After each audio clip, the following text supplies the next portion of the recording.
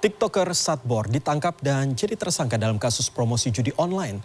Tidak sedikit yang mempertanyakan sikap aparat penegak hukum yang disebut tebang pilih dalam penanganan kasus judi online. Terlebih, belum ada bandar besar yang ditangkap.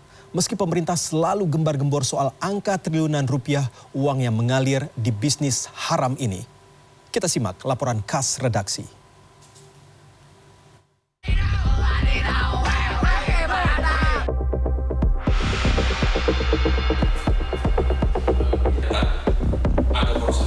Karena biasanya memang pancingan bandar itu seperti itu.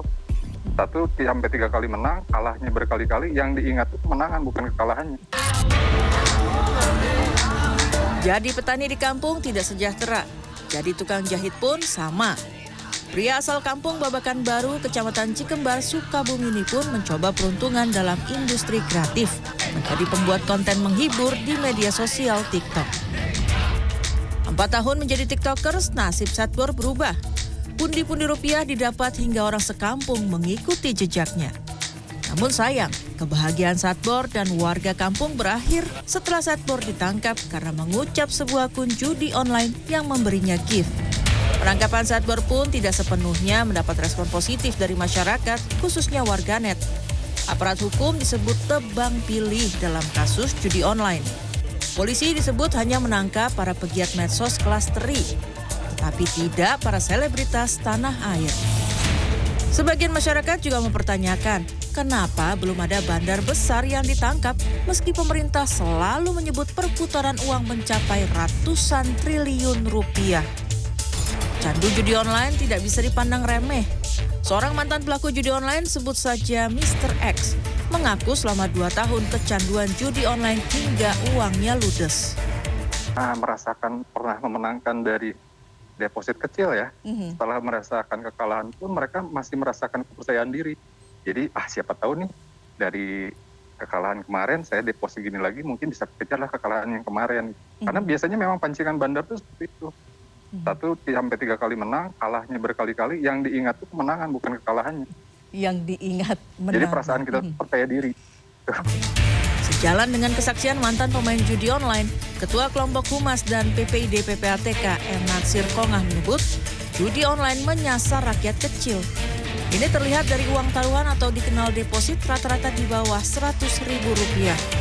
Kalau misalnya katakanlah uang belanja sehari 200.000, lalu kemudian 100.000 dipakai untuk judi online, tinggal berapa lagi untuk bisa dikonsumsi oleh keluarga itu?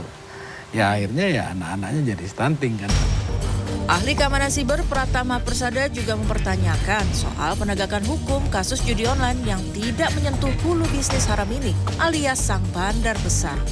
Penangkapan pelaku judi online termasuk para pegiat media sosial yang terlibat promosi tidak akan mampu membendung bisnis judi online. Kalau mau dilakukan penegakan hukum, pasti kita tahu lah. Nggak usah jauh-jauh lah, kita tiap makan siang, jam makan siang ke parkiran gitu. Pasti kita akan melihat orang lagi main slot, main judi online. Kita bisa lihat, apa mau ditangkep-tangkepin? Mau seberapa besar penjaranya gitu. Jadi nangkepin orang juga bukan solusi sebenarnya gitu. Tapi yang menyebabkan judi online tetap hidup itu yang harus segera diproses, ditangkep-tangkepin. Kalau bisa bandarnya, kalau bandarnya nggak bisa ya udah agen-agennya deh gitu. Kalau agen-agennya nggak bisa ya udah rekeningnya deh diambil. Kalau rekening nggak bisa ya udah deh nggak pakai modal, matiin aja tuh servernya. Simple. Presiden Prabowo sejauh ini telah menunjuk Menko Bidang Politik dan Keamanan Budi Gunawan menjadi Panglima memerangi judi online. Menko Budi Gunawan mengakui memberantas judi online tidak semudah yang dibayangkan. Mengenai bandar bagaimana Pak? Ini kan belum pernah keungkap nih bandarnya Pak. Kapolri sudah menjelaskan, sepanjang bandarnya ada Indonesia, masa akan ditindak? Artinya bandarnya di luar gitu Pak ya? Ya nanti silakan. Terkait dengan... ya. Pak, terkait Kominfo nih Pak, ini kan... Banyak hal nggak bisa kami buka.